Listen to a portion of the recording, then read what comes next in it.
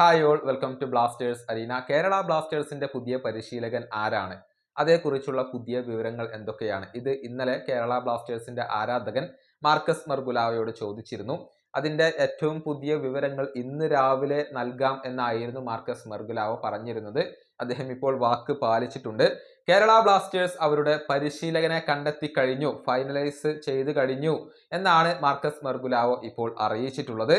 ഇപ്പോൾ നടന്നുകൊണ്ടിരിക്കുന്നത് കോൺട്രാക്റ്റുമായി ബന്ധപ്പെട്ട ചർച്ചകളാണ്.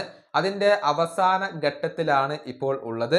ഈ ഒരു പരിശീലകന് 2-3 ദിവസങ്ങൾക്കുള്ളിൽ കേരള ബ്ലാസ്റ്റേഴ്സ് നിയമിച്ചേക്കും, അനൗൺസ് ചെയ്തേക്കും എന്നുള്ള വിവരങ്ങളാണ് ഇപ്പോൾ മാർക്കസ് മർഗുലാവോ നൽകിയിട്ടുള്ളത്.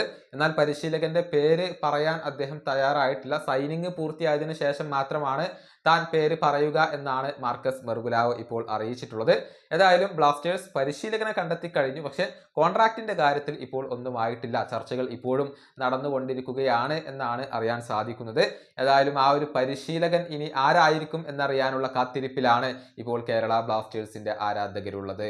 ഈ വീഡിയോയുടെ അവസാനിപ്പിക്കുന്നു. അടുത്തൊരു വീഡിയോയിൽ കാണാം.